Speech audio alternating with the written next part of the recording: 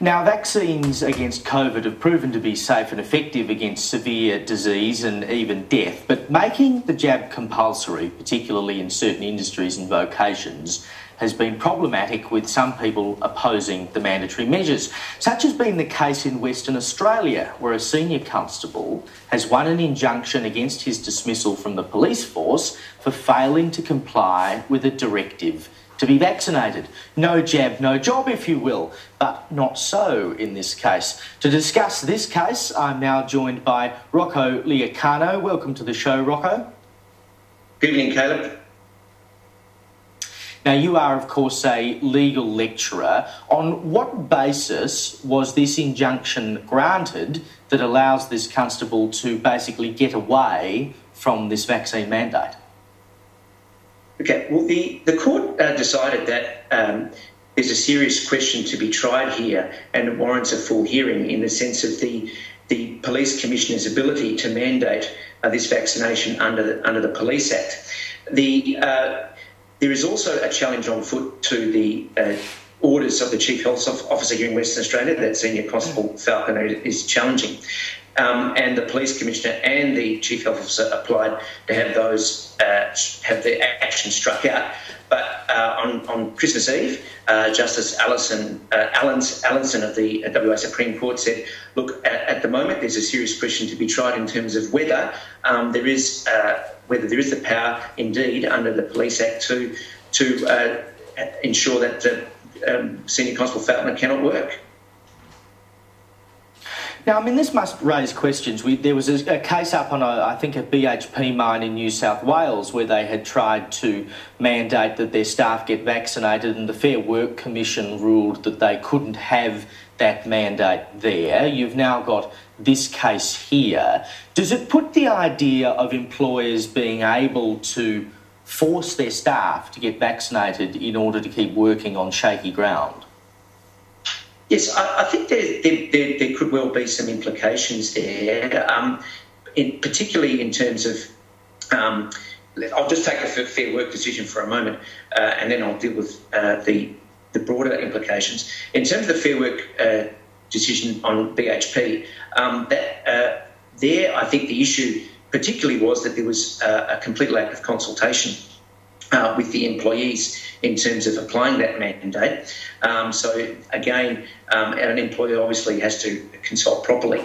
But in terms of the implications of the injunction granted to Senior Constable Falconer on Christmas Eve, what emerged during the hearing of the day before was that the public sector employee directives, or employer directives rather, in Western Australia to direct that public sector employees get the jab, although they won't be able to work, were based on the same direction that was granted and that was issued by the police commissioner. So on this basis, there is a question whether employers at the moment would want to be engaging in disciplinary action against employees who are trying to hold out and not get the jab for whatever reason. Yeah, I would have thought there were plenty of other people who will now come out of the woodwork as a result of this. And one of the questions that sort of goes around in my brain is, if you've signed a contract and you're working for someone, whether that be in the private or public sector, and there was no requirement as part of your employment that you have to get a COVID-19 vaccine, and then all of a sudden your employer is saying, in order for you to continue to be employed by us, you must get a COVID-19 vaccine. What power does an employer actually have to sack you because you won't comply with a direction that they have given you later that wasn't part of your terms of employment? I think the issue boils down there to two things, and I'm not I'm not actually an employment law expert, but I think it boils down to two things. One, there's the question of whether it's a reasonable direction in terms of the employment that's being engaged in.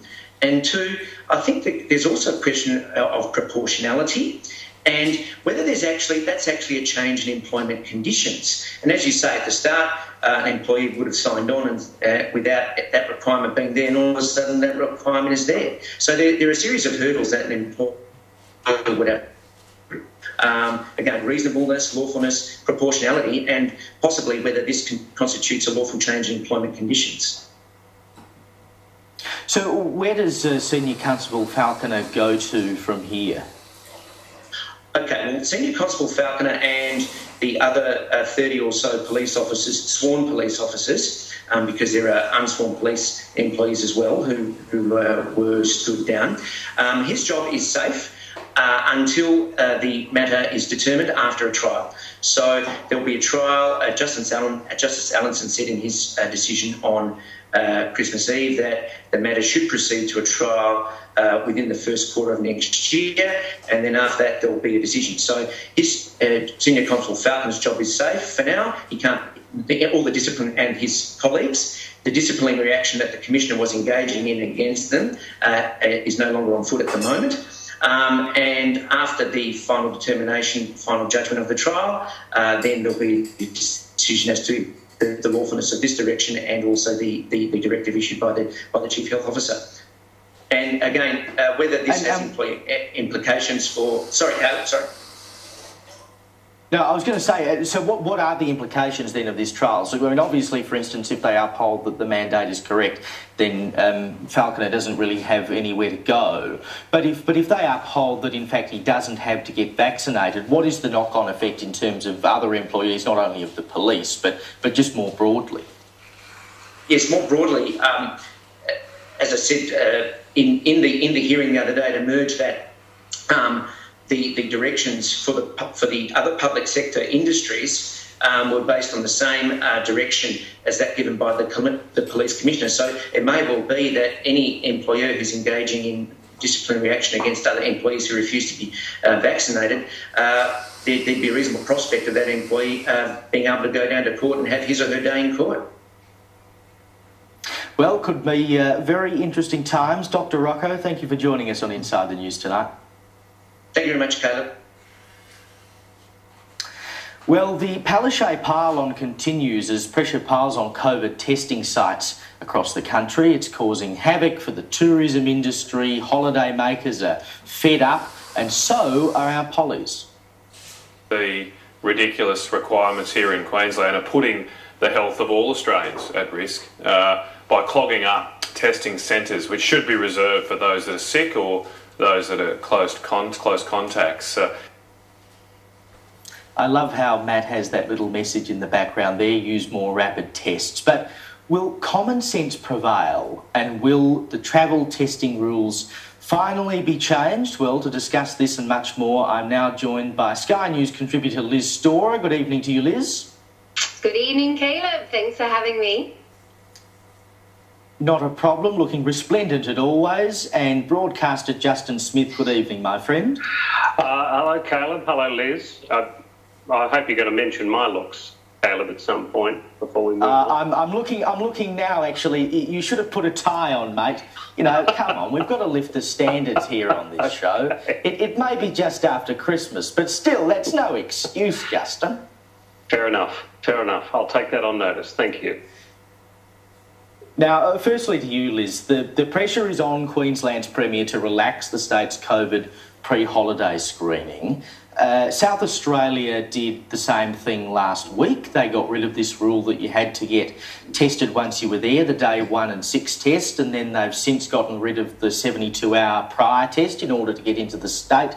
But surely it's too late for Queensland here. They've missed the bulk of the Christmas and New Year's travel that they otherwise could have had.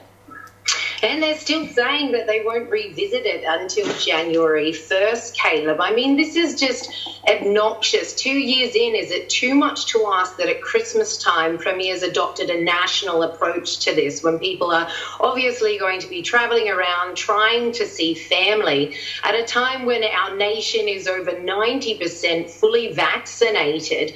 I think what this says is that the Premiers themselves don't believe in the efficacy of the vaccine and don't believe in the efficacy of the test. Their original rules seem to indicate that, putting people jumping through these hoops. And also an argument that I'm really seeing coming out quite strongly now from a great many respected experts around the world is the argument that this Omicron that they're also petrified of, they're now saying, look, if you don't allow Omicron to become the dominant mutant strain, you're actually going to be inadvertently killing people in the long run, because this is God's Christmas present. So the high transmissibility, the weakness of this strain compared to the previous ones, we know is actually a good thing. And at a time when we've got not only Queensland's own Chief Health Officer, but also ours here, our Health Minister here in New South Wales, saying everyone's going to get Omicron.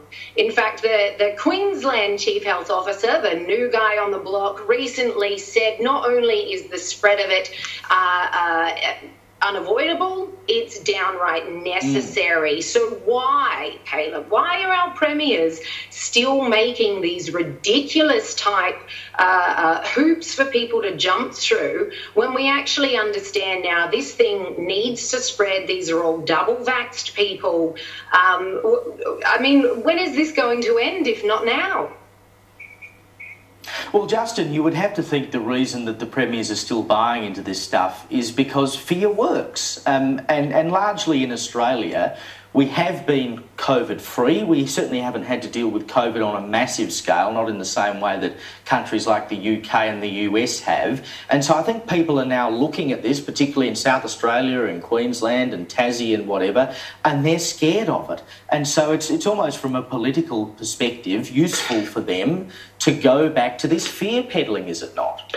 Yeah, look, I'm sorry. I think you're giving them all way too much credit when you talk about them using fear. I don't think they've planned it that much. You know, like we were talking last week, I think that the guesswork that is involved in this and what Palaszczuk is doing at the moment and the way that that is being rolled out, it just boggles the mind. And look, those lines of people, you know, trying to get in for a test. I mean, I'm here in Melbourne and we've got a testing in the direction I'm pointing my finger. You know, we've got a testing station there. I mean, that thing's got about a 7-hour wait or something ridiculous.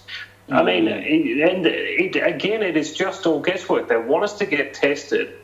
And yet it is so damn difficult. And Queensland have just made it trebly difficult. It's extraordinary. I can't believe that some of these people are in power, to be frank, in all these states, to be honest. I don't put that down to Labor or Liberal. I think in all of it. And Brad Hazzard sticking out his chest, pretending he's the authority of all things COVID, you know, God's sake, give me a break. Health hazard, as he was known in the early stages of the pandemic after the Ruby Cruise saga, of course. You know, incredible. And, you know, they've gone back to the 2 square metre rule in New South Wales as well. I mean, he's hardly in a position to be able to be lecturing other states about what they're doing. But he's doing it, Caleb, for political gain.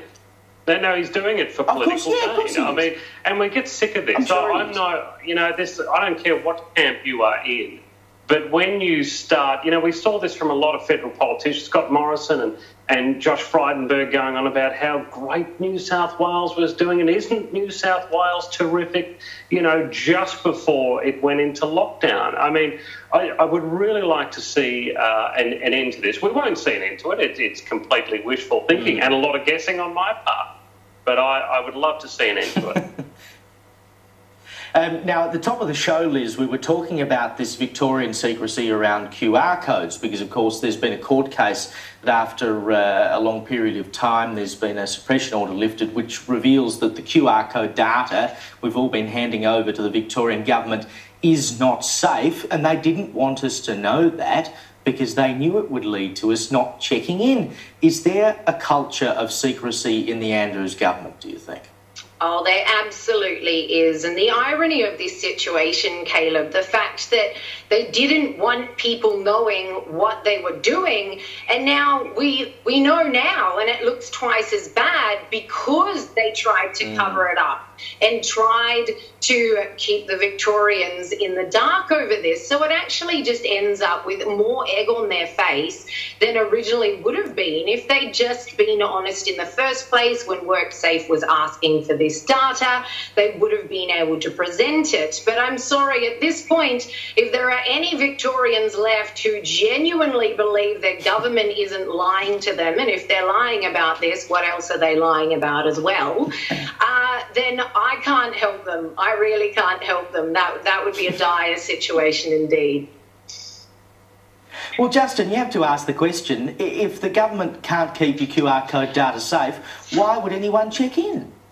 Look, I've got to tell you, I think this is just bloody outrageous, to be frank. The fact that they wanted us to check in with the QR codes, told us that it was safe, and it appears that it may not be completely safe, but the fact that they are covering up the information from us when we're trying to find out what's going on, the fact that they're covering up, it just makes me sick to my stomach, and I really wonder what kind of dodgy buggers are behind this. We certainly know, the Premier needs to take responsibility and his Cabinet needs to take responsibility. And underlying on all of that, these bureaucrats that are trying to hide these things from us. And here's what makes it worse. COVID, what we've been going through over the last couple of years has been murder, right? And one thing that we've had to rely on people about is trust, right? We trust them to check in. We trust them to get tested. We trust them to carry their masks around. We trust them that if they have been in contact with somebody, that they go and get checked out. All of that kind of stuff. And all of that is based on trust. Yes, there's some fines in place and the laws are there, but generally we've got to trust people to be good and genuine. Now, when we turn around to the government, how the hell can you talk about trust when you look at the way that they're playing this? I think they should be heartily ashamed of themselves for trying to cover this up. Yes, look, sometimes, what's the old thing? You never want to, there's two things you don't want to see get made, laws and sausages. And it's not always a pleasant thing, and it's very difficult to explain to ordinary people, and I count myself in that. But then you look at this and you can see the cover-up that's involved, and we've got every right to be questioning them. I just think it's just atrocious. Now, very quickly, we've been on something of a unity ticket here tonight, so finally something that we might disagree on. You might remember a couple of blokes back when the grand final was going on, skipped the border from Victoria into WA, and then, of course, they were caught out because you weren't meant to have done that, and one of them got banged up for 3 months. He's finally been freed. Liz, quickly, was the crime really worth the time? Look, I just still can't believe I'm in a country where a guy, his sentence was actually originally 10 months in jail. He's served 3. I think I speak for millions of Australians when I say I thought this was absolutely ridiculous. Prisons are for people who kill people, bash people, rape people, steal stuff, not for a double vaccinated guy who tested negative and then went to a footy match. I think obviously he broke the rules at the time, slap him with a massive fine, but giving this guy jail time when he's double vaxxed, tested negative over a virus that has an over 98% recovery rate, I think it's just further proof that we locked someone up over this. I think it's further proof Australia has completely and utterly lost its marbles over this virus. 30 seconds, Justin. What do you think? Look, I don't mind the fact that they were heavy on the guy. I can understand the passion. I don't mind that they were a bit heavy on him. But particularly here in Victoria, in our atrocious court system, I've seen some dreadful bastards escape jail. And the fact that we locked up somebody like this, I think we've got it wrong. We've got it wrong. Still on Listen, a unity Justin, thank you ticket, very much for your time. I know, we didn't get there. Thank you for your time, both. Cheers, Caleb. Bye, Justin. Bye.